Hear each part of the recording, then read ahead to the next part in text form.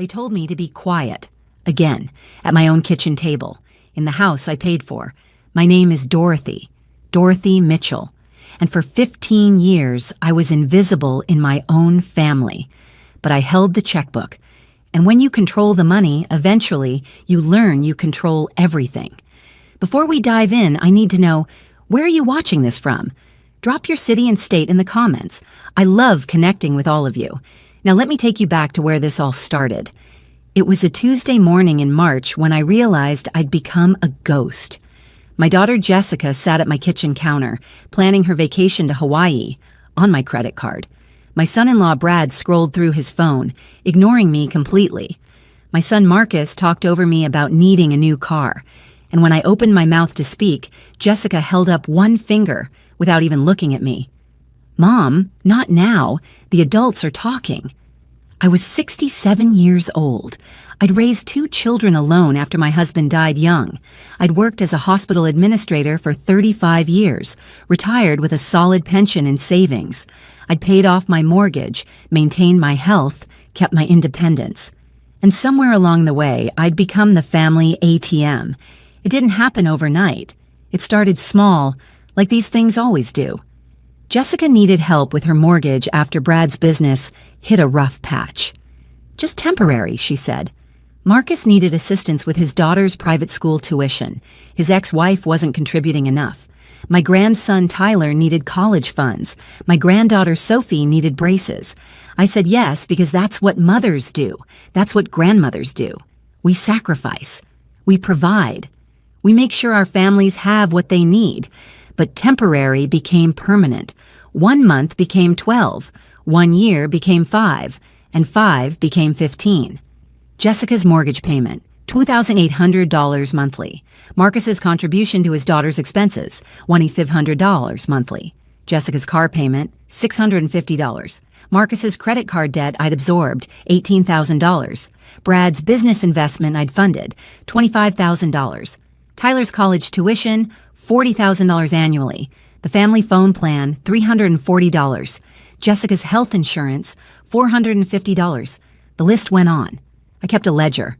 I'm detail-oriented. It's the administrator in me. Every payment recorded, every date noted. Over 15 years, I'd given them $847,000. $847,000. I never asked for repayment. They were my children, my grandchildren. Family doesn't keep score, right? But somewhere along the line, their gratitude turned to expectation. Expectation turned to entitlement. And entitlement turned to silence. My silence. At family dinners, they talked around me, through me, over me. When I shared stories about my day, Jessica would interrupt with her own drama. When I offered advice, Marcus would say I didn't understand how things work now. When I suggested we discuss the financial situation, Brad would laugh and change. The subject. The final straw came on a Sunday afternoon. We'd gathered at my house, because we always gathered at my house, the house I maintained, cleaned, and filled with food I bought. Jessica was complaining about her kitchen renovation being delayed. Brad wanted to upgrade to a luxury SUV. Marcus was planning a Vegas trip with his buddies. I cleared my throat. "I need to talk to everyone about..." "Mother." Jessica's voice was sharp. "We're having a conversation, please." I felt something crack inside my chest. Not my heart, my patience. That night, I sat alone in my home office staring at my laptop screen. The ledger spreadsheet glowed back at me. Rows and rows of payments, transfers, covered bills. 15 years of financial records. 15 years of being taken for granted. I opened my banking app and looked at my accounts. Checking, savings, investment portfolio, retirement fund. All of it accessible to me. All of it under my control. I'd added Jessica and Marcus as authorized users years ago for emergencies. They had debit cards linked to my checking account. They knew my credit card numbers by heart. My finger hovered over the account settings. What if I just stopped? The thought felt revolutionary and terrifying at the same time. What kind of mother cuts off her children? What kind of grandmother says no? But then I remembered Jessica's finger held up to silence me. Brad's dismissive laugh. Marcus rolling his eyes when I spoke. The way they'd all continued their conversation as if I'd never opened my mouth. I thought about my friend Patricia from my book club. She told me about setting boundaries with her son after he'd drained her savings. "Dorothy," she'd said, "being a doormat doesn't make you a good mother. It makes you a used one." At the time, I thought she was being harsh. Now, sitting in the blue light of my computer screen at 11 p.m., her words felt like prophecy. I clicked into account settings, removed Jessica as an authorized user, removed Marcus, canceled their debit cards, changed all my passwords, set up two-factor authentication on everything. Then I went further. I called my credit card company and reported the cards compromised, requesting new numbers.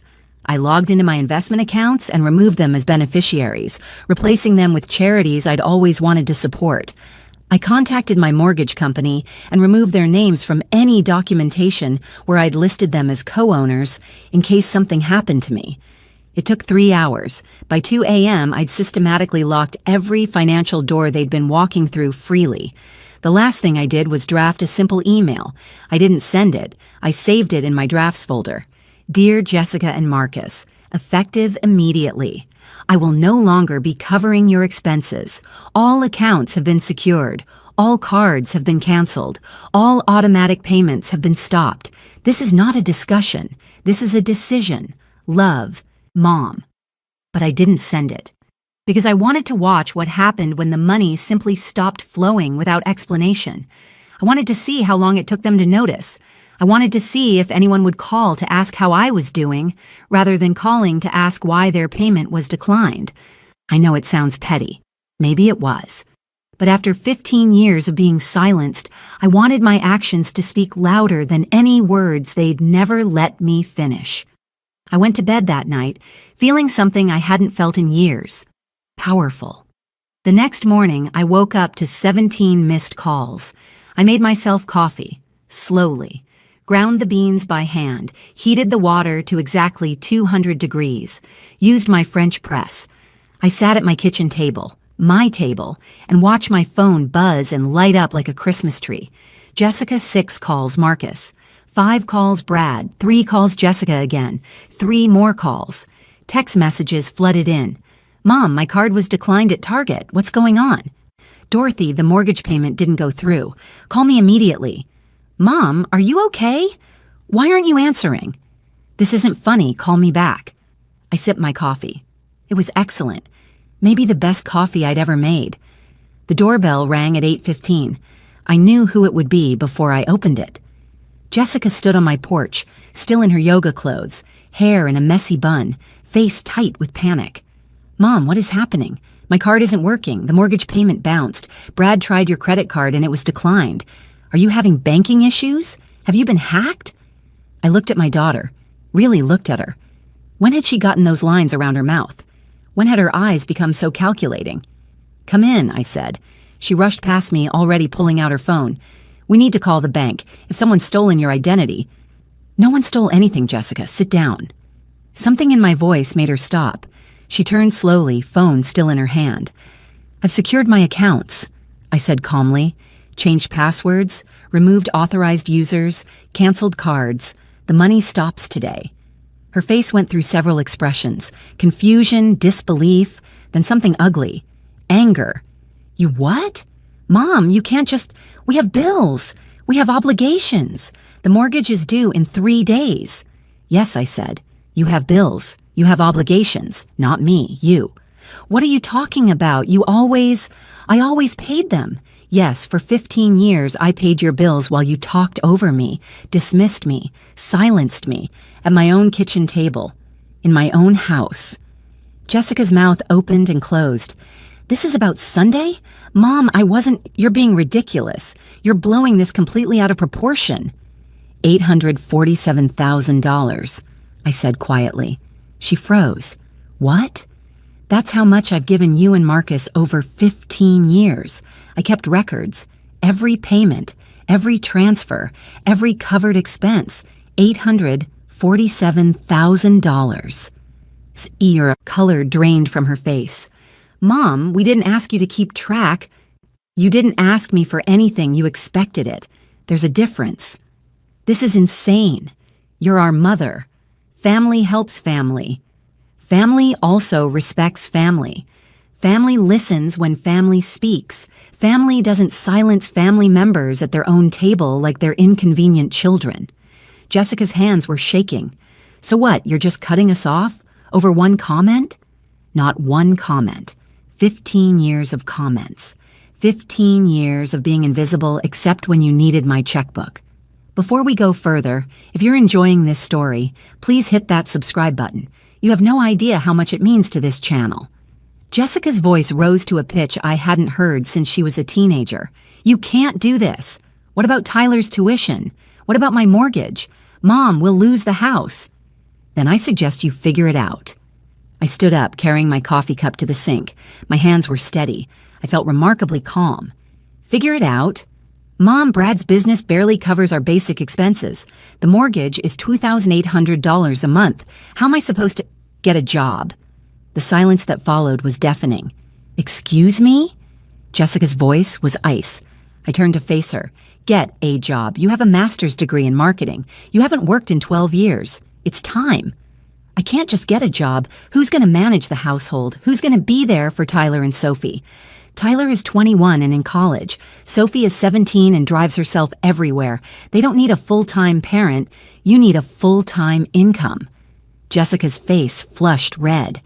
This is unbelievable. You're really doing this? What about Marcus? Have you cut him off too? As if on cue, my phone rang. Marcus. I let it go to voicemail. Yes, I said simply. Jessica grabbed her purse, her movements jerky with rage. Fine. You want to be selfish? You want to abandon your family when we need you? Go ahead, but don't expect us to come running when you need help. Don't expect us to visit when you're old and alone. This street goes both ways, Dorothy. She used my first name. Not Mom. Dorothy.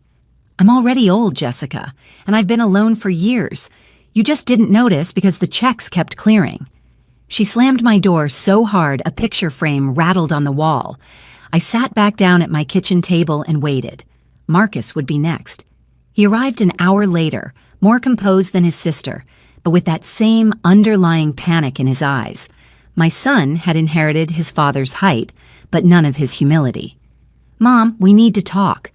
Hello, Marcus. Coffee. No, I don't want coffee. I want to know what's going on. My card was declined this morning. I called the bank and they said the account's been closed. My name's been removed from everything. That's correct. He pulled out a chair without asking and sat down heavily. Why? Because I'm done. Done with what? Done being. Your ATM. Done being interrupted. Done being ignored. Done being taken for granted. He had the grace to look uncomfortable. Mom, if this is about... Look, I know we don't always listen like we should, but you're making a huge financial decision based on hurt feelings. That's not rational. I'm making a financial decision based on 15 years of data. That's extremely rational. You can't just cut us off without warning. Why not? You never warned me that I'd spend nearly $1 million supporting grown adults who treat me like furniture. His jaw tightened. That's what family does. Dad would have... Don't. My voice came out sharp. Don't you dare use your father's memory to manipulate me. Your father worked himself to death at 52. I will not do the same. Marcus leaned back in his chair, a different strategy forming behind his eyes. I could see it, the shift from aggression to negotiation. Okay, I hear you. You're right. We haven't been appreciative enough. We've taken you for granted. I'm sorry. Jessica's sorry. We can fix this. How? The question seemed to throw him. What do you mean? How? How will you fix it, specifically? He spread his hands. We'll include you more. Ask your opinion. Listen better. And financially? His face hardened. Mom, you know I can't pay you back. I don't have that kind of money. Then get it. I have a job. Then live within your means. Stop asking me to subsidize a lifestyle you can't afford. It's not that simple. Emily's tuition alone is $18,000 a year at that private school. I know, I paid it. But Emily has a mother too, your ex-wife, who, according to the divorce decree I've seen, is supposed to split those costs with you. Marcus's face flushed. Rachel doesn't have the money either. Then Emily goes to public school, or you both get second jobs, or you reduce expenses elsewhere. Those are your options. They're not my responsibility. She's your granddaughter, and I love her. But loving her doesn't obligate me to fund her private education while you drive a leased BMW and vacation in Colorado twice a year. He stood up, chair scraping loudly against my tile floor. You know what? Jessica was right. You've changed. You've become hard, selfish.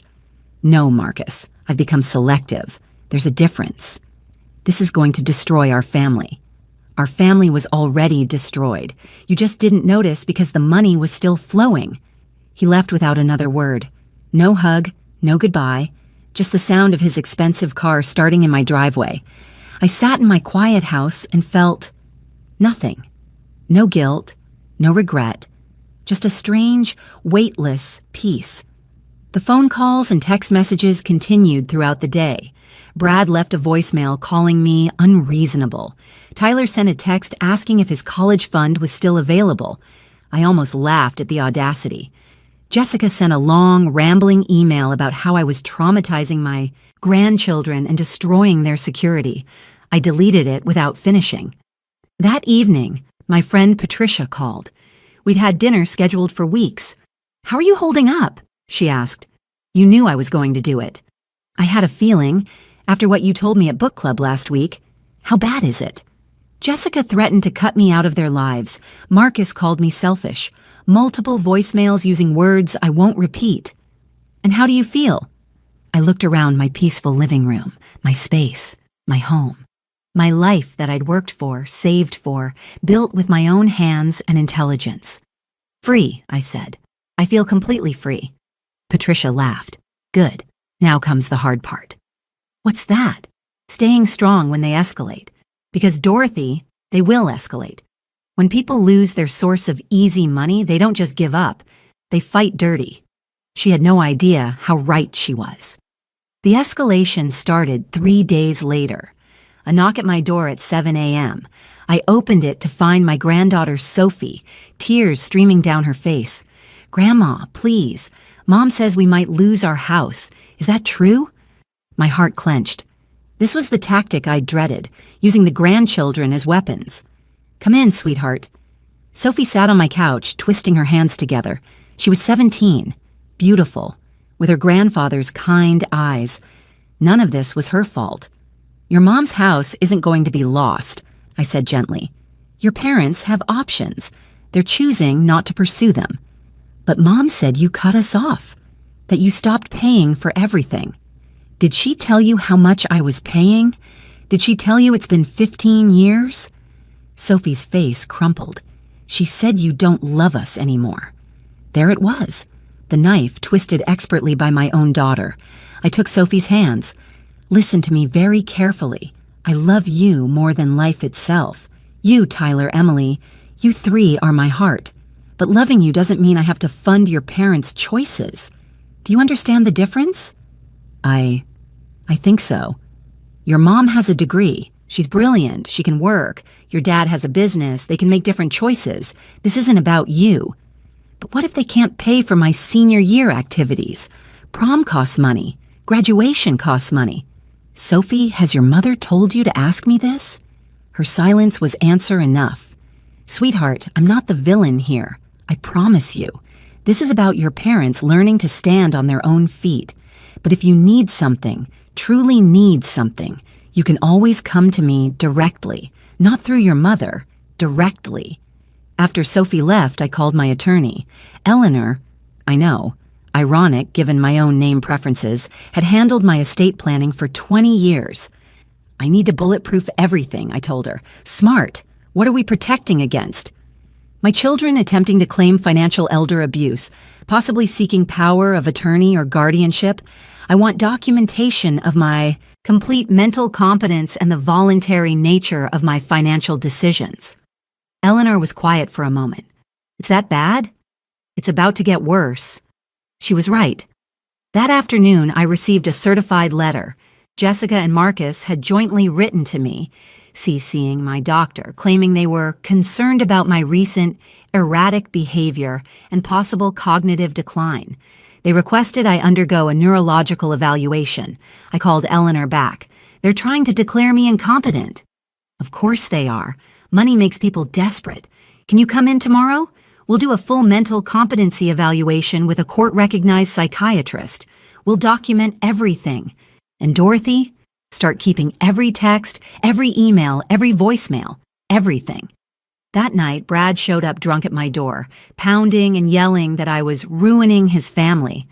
I called the police. They escorted him home with a warning.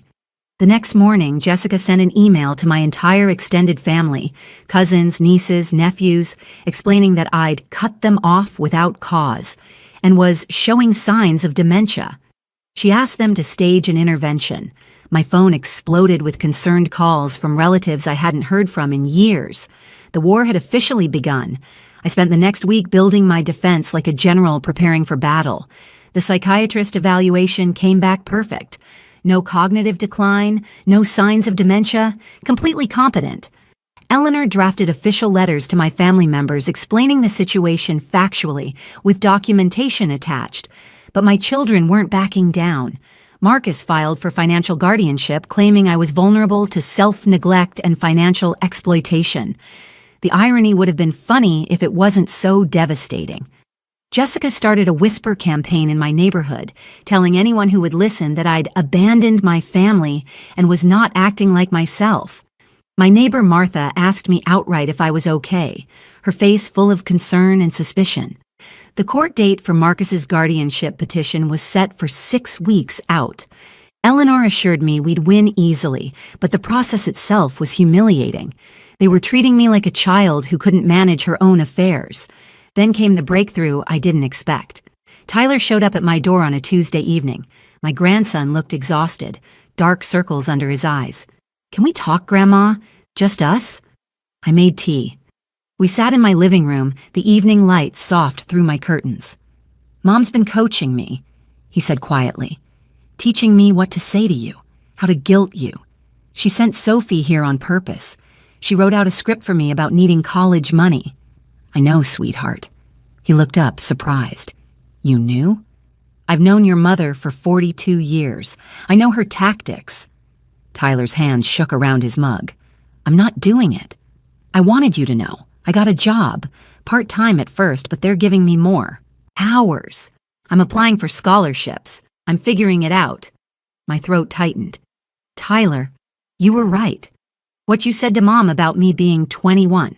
I am old enough to handle my own life. I've been letting you pay for everything because it was easy, but it wasn't fair. None of this has been fair to you." I couldn't speak. I just reached over and took his hand. "Also," he continued, "I found Mom's ledger, the one where she tracks everything you've given us. Grandma, the number is insane. How did you even—" His voice cracked. "How did you afford to give us that much?" "Very carefully, and by sacrificing things I wanted for myself." "Like what?"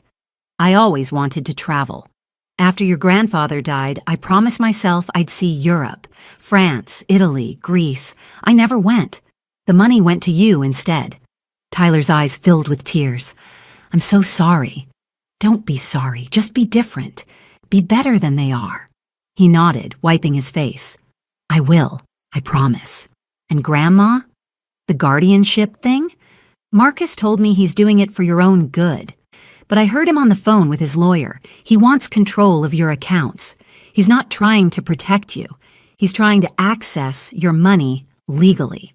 The last piece clicked into place. Armed with Tyler's information, Eleanor went nuclear.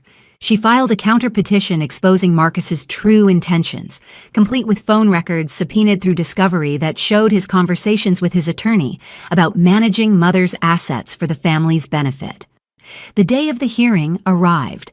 I walked into that courtroom with Eleanor beside me, Tyler behind me, and a file folder 2 inches thick of documentation. Jessica and Marcus sat on the other side with their lawyer, faces tight. Brad wasn't there. Coward that he was. The judge was a woman in her 60s named Judith Chen. Yes, despite my naming preferences, the universe has a sense of humor. She reviewed the psychiatric evaluation, Eleanor's documentation, and Marcus's petition with increasing disapproval. Mr. Morrison, Judge Chen said, your petition claims your mother is incapable of managing her financial affairs due to cognitive decline.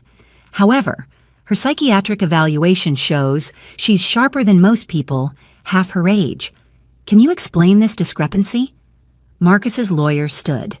Your Honor, our concern is that Mrs. Mitchell has made sudden, drastic financial decisions that are out of character. Out of character how? The judge interrupted. Please be specific. She cut off her entire family without warning or discussion. Her entire adult family who had been financially dependent on her for 15 years, while showing her no respect. The judge glanced at the documentation. According to the evidence submitted, Mrs. Mitchell kept meticulous records of every payment, every conversation, every instance of being dismissed or silenced by her children. That doesn't sound like cognitive decline. That sounds like excellent record keeping. She turned to Marcus directly. Mr. Morrison, I'm looking at your phone records. There are 14 calls to your attorney discussing gaining control of mother's accounts and protecting family assets. Would you like to explain to this court which family member's assets you were protecting? Because from where I sit, it looks like you were trying to legally access your mother's money after she cut you off. Marcus's face went pale. Your Honor, I was trying to protect her from making independent decisions about her own money? Judge Chen's voice was ice. The only person your mother needs protection from, Mr. Morrison, appears to be you. She denied the petition. Then she went further. Mrs. Mitchell, I'm issuing a restraining order on your behalf. Your children are not to contact you except through your attorney for the next 6 months. They are not to show up at your residence, workplace, or any known location. They are not to harass you via phone, text, email, or social media. They are not to use other family members to contact you indirectly. Do you consent to this? I looked at Jessica's shocked face, Marcus's defeated posture. Then I looked at Tyler, who gave me a small, supportive nod. I consent, Your Honor. The gavel came down. Petition denied. Restraining order granted. We're adjourned. Jessica tried to approach me in the hallway. A bailiff stepped between us, reminding her of the restraining order that was now in effect. I walked out of that courthouse with my head high and my bank account secured. But the real victory came 3 months later. The silence was golden at first. No demanding calls, no guilt trip texts, no grandchildren weaponized against me. Just peace, space, and for the first time in 15 years, the ability to think about what I actually wanted from my life. I booked a trip to Italy, 3 weeks in Tuscany, staying in a villa, taking cooking classes, visiting vineyards. I walked through Florence with tears in my eyes, standing before David, knowing I'd earned this moment. Every euro I spent felt like freedom. Patricia came with me for the second week. We drank wine under olive trees and laughed about our terrible children. Her words, not mine, though I couldn't disagree. You did it, she said one evening, watching the sunset paint the hills gold. You actually did it. I almost didn't. So many times I almost called them. But you didn't. That's what matters. When I returned home, I found several letters had been slipped under my door. Not from Jessica or Marcus. They were legally barred from contact, but from Sophie and Emily. Sophie's letter was heartbreaking and healing at once. She wrote about understanding now what I'd done and why, about watching her mother spiral into blame and anger rather than self-reflection, about getting a job herself and saving for college. She included a check for $50 with a note. First payment toward the future relationship we're going to have when I'm 18.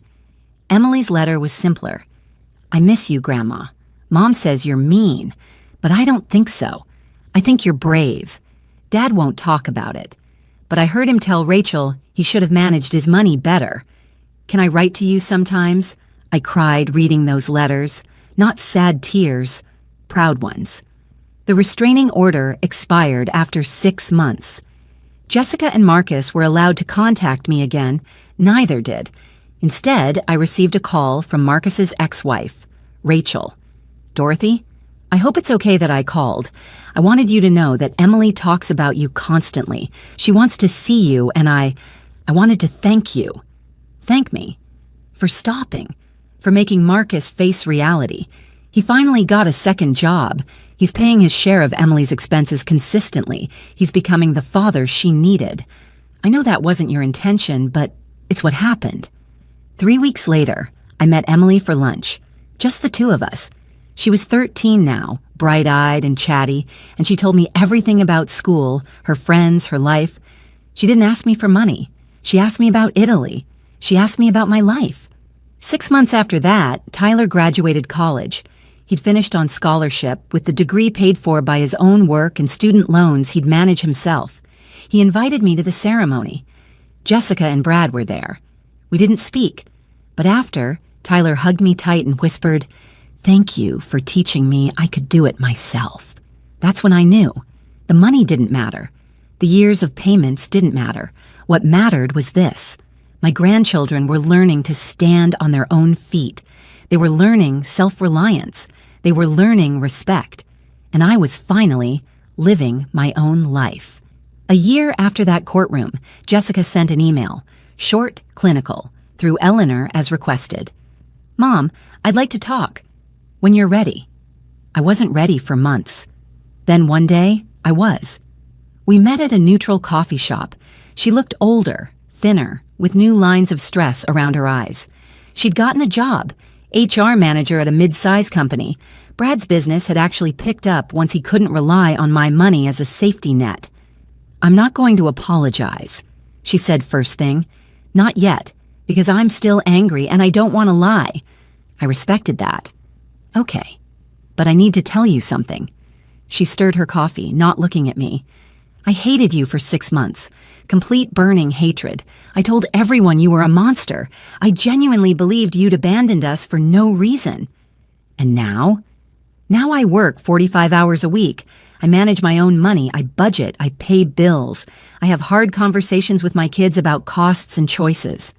She finally met my eyes, and I realized I hadn't done any of that in 12 years. I just expected you to handle it like you were a bank, not a person. "Jessica, let me finish." Her voice cracked. "You tried to tell us so many times. At dinners, at holidays, in conversations we talked over. You tried and we didn't listen. We didn't see you. We saw a checkbook with a mom attached." The coffee shop noise faded around us. This was the moment I'd imagined 1,000 times, played out 1,000 different ways. "I was drowning," I said quietly, "and you never noticed because you were too busy spending the money I was drowning to earn and save." "I know." She wiped her eyes. "I know that now. And Mom, you were right about all of it. We were entitled. We were disrespectful. We used you." We sat in silence for a long moment. "I'm not giving you money," I said finally. "That needs to be clear. That part of our relationship is over. I know, I don't want your money. I want my mom back." "Then you need to get to know her, because the woman I am now isn't the woman I was. I won't be silent. I won't be dismissed. I won't be invisible." Jessica nodded, tears sliding down her face. "Deal." It wasn't perfect. Marcus took longer, almost 2 years before he could face me. We still have complicated conversations. There are still hard feelings buried under healing ones. But my grandchildren, they call me regularly. They visit, they share their lives. And not once has any of them asked me for money. I'm 70 now. I have money in the bank that's mine. I've traveled to 7 countries. I've taken up watercolor painting. I've started a small scholarship fund for students in need, people who will actually appreciate it. And every single day, I speak. I share my opinions. I take up space. Because I learned the most important lesson of all. Sometimes the most loving thing you can do for your family is refuse to save them from themselves. They called me selfish for stopping the money. I call it survival.